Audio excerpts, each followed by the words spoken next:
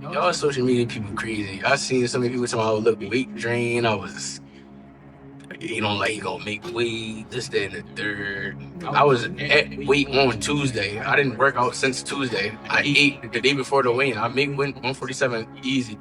You know, y'all don't know what y'all be talking about. Y'all just be talking on the net. And what about your power at this weight that they were complaining about because you're weak?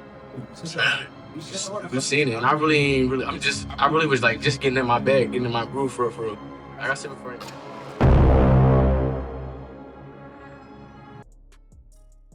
The time has come. It is now official. Well, I'm moving on up. Jaron Ennis has officially announced he will be moving up a weight class to the junior middleweight 154-pound division. So in this video, I'm going to break down the news, show you receipts, let you know what you need to know. I'm giving you the news you can use by yours truly. Now, Ego Weight Watchers, aka Ill, where I give you a look into the fighter lifestyle before, after, and progress pics, especially when they have an upcoming fight. Now, I don't know when the young man is going to be fighting again next, but it is now official.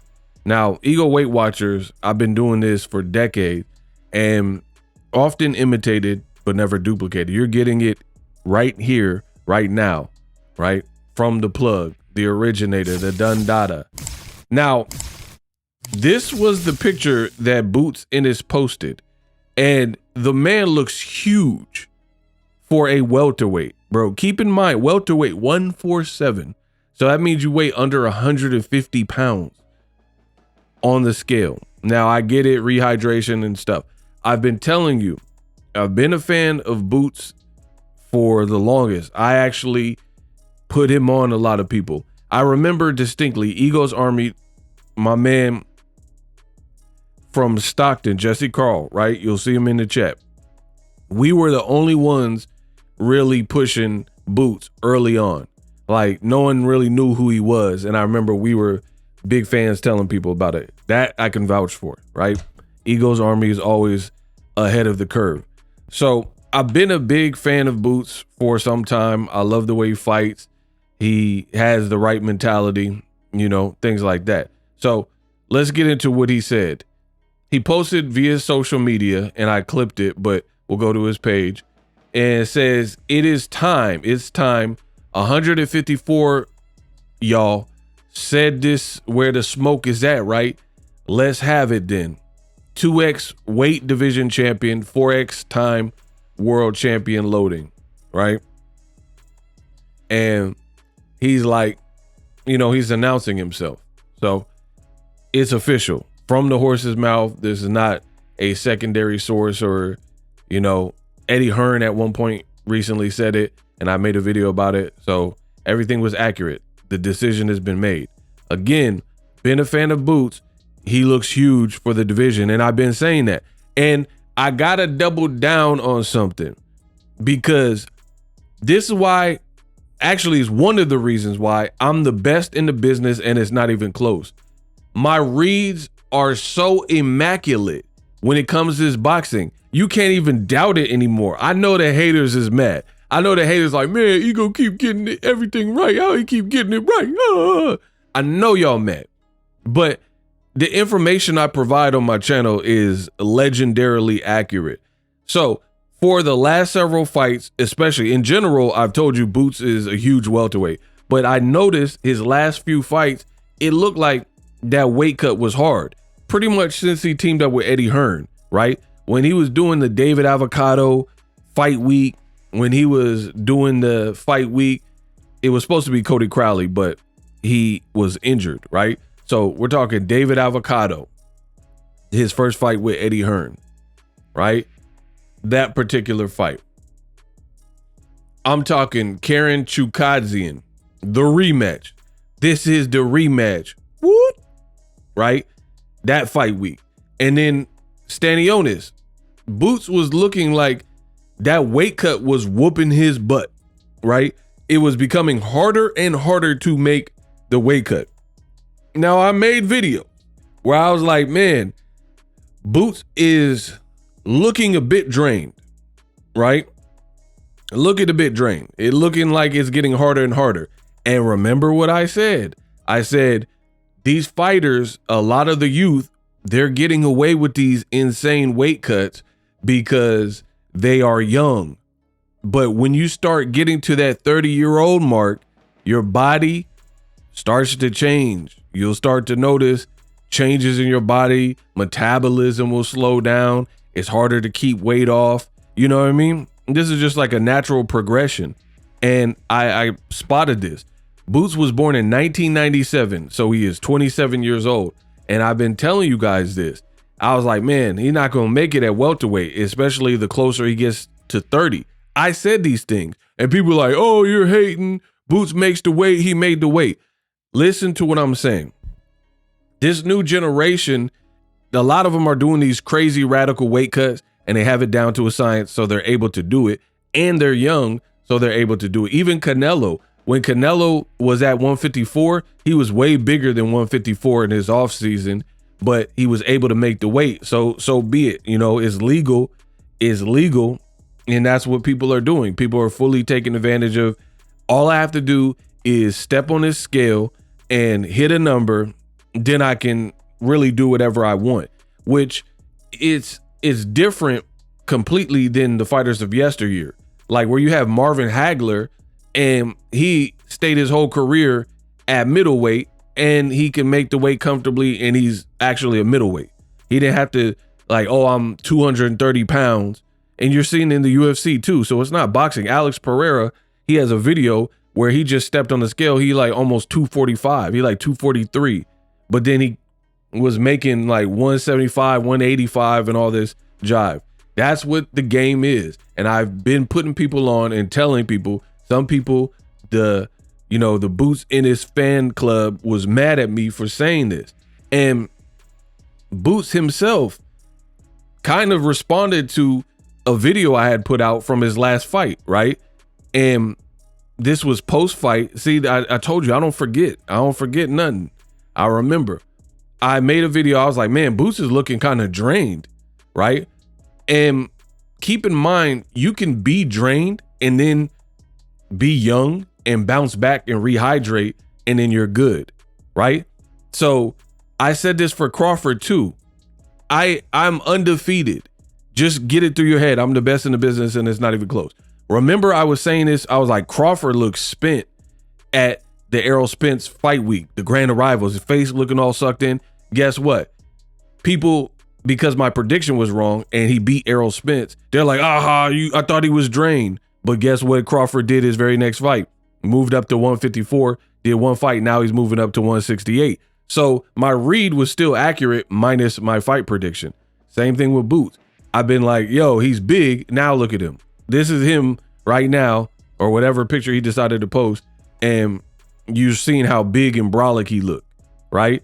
But Boots kind of like subbed me, and he had said, oh, there's a lot of YouTubers, they're saying I was weight drained and what. And this is after his victory over Stanionis. He was like, a lot of people, they don't know what they're talking about, saying I was drained. I made weight and I was making weight. I was pretty much at the weight on Tuesday. Okay, fast forward to the future. The YouTubers don't know what they're talking about, or Ego don't know what he's talking about, but now you're moving up. Funny how that works. Moving on, because y'all know I was right? Because now you're moving up. You made it sound like you make weight easy. Okay, stay at welterweight then. Now, obviously, you know what you know, and it is getting hard, and Boxing Eagle is right, so you decide to do the right move, which is to move up to your true division. Same thing you've seen with Devin Haney. Like Devin Haney, he cosplaying as a lightweight, right? Cosplaying as a lightweight, and then I told you it was like harder to make. He looked like Skeletor, Junior when he fought Lomachenko on the scale, and he having to do morning weigh-ins so he can balloon back up by the ceremonial weigh-in. I peeped the game. I know my sport, and now Boots is moving up. Now I will say this is definitely the right move because he's too big he really probably could fight at 160, to be honest, but fine, 54. At least you'll give your body a break and it'll be safer for you, health reasons wise, right? But here's my other thing. The way Team Boots went about it, a bit weird. And I'm going to tell you why. Boots said after his fight with Chukuzian or whatever his name was, right? He was like, I need to give myself a break and move up to 54. You know, I've been at this weight for a while, blah, blah, blah, right? Proving what I've been telling you. Then he had an opportunity to fight Virgil Ortiz at 54, and then he turns it down, right? Turns it down, and he's like, nah, I'm not ready to move up to 54. I want to stay at welterweight and unify. And I'm like, all right, fair play. You want to stay in the division and unify. Even though Turkey was offering you probably good money to fight Virgil Ortiz. So that was a bit weird. Some people said it was a duck, that kind of thing, right? So that was a good fight, good money, great opportunity at 54. But you said your goal was to be undisputed and to unify the division. So you're staying at 47. And you can't make somebody move up. If that's how you feel and you can make the weight, cool. Then you fight Stanionis, one unification, and now you're like, I'm moving up. But in between that time, you also had an opportunity to fight Teofimo Lopez, right? At 147. So the 140-pound fighter, former lightweight, would be moving up to your weight division. That would be a big fight, probably bigger than whatever your first fight is going to be at 154. And a lot of people don't like T.O. He on a racial tip, saying stupid stuff. So people were looking forward to Boots to shut him up, because I think that's exactly what probably would happen if they fought, right? Boots turns it down, according to all the reports, because he didn't, whatever reason, he turned it down, right? So you can't blame T.O. Even though I think T.O. would lose the fight, you know, Boots, his team elected not to. Now we find out it's probably because you're moving up to 54. So you're like, I don't want to be bothered by T.O. So this is to just the way the optics and the way it's played out. I feel like these moves haven't been amazing for like the optics for Boots' career. Again, you said you probably were going to move up. Then you had an opportunity to fight Virgil Ortiz at 54. You said, nah, I want to stay so I can have my dream realized of being undisputed, right? Then you have a great performance with Stanionis, and now, you know what I mean, Brian Norman is literally fighting tomorrow morning for me in Japan. That's a great fight fans have wanted to see. You don't wait to see the outcome, and now you can't make the weight anymore. And in between that, like I just said, you had the Teofimo Lopez fight, right? Where that at least would have been a big fight against a smaller person, where you definitely, in my opinion, would be the favorite. That seemed like a great opportunity, and Boots doesn't do that. But now you're going to move to 154. And here's the other kicker, right? Let's talk about the other thing. You teamed up with Eddie Hearn, left the Espinoza side of things, right? And I feel like 54, who does Eddie Hearn have at 54, right? Versus if you would have stayed with PBC, they got Jermell Charlo, Sebastian Fundora, they got Erickson Lubin, they got Tim Tszyu, probably Errol Spence. If he comes back, you know, he's fighting at 154. I don't know exactly what's up with him, right? And so on and so forth. So much talent. Murtazalev's last fight was on PBC, so he's probably more of a free agent.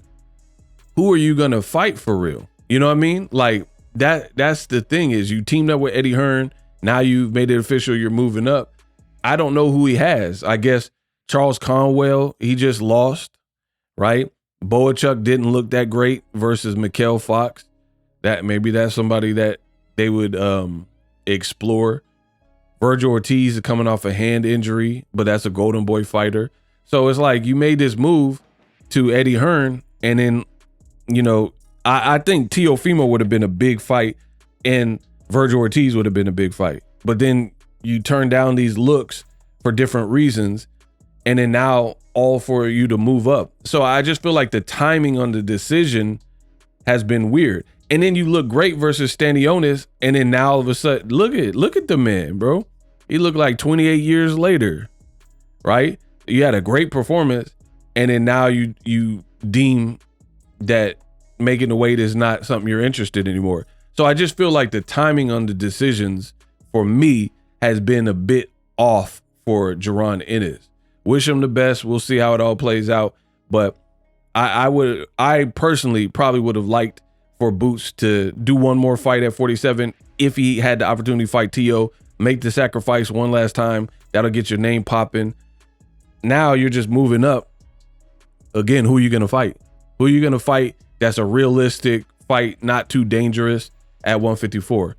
You know what I mean? And again, you had all these options with PBC, but you left.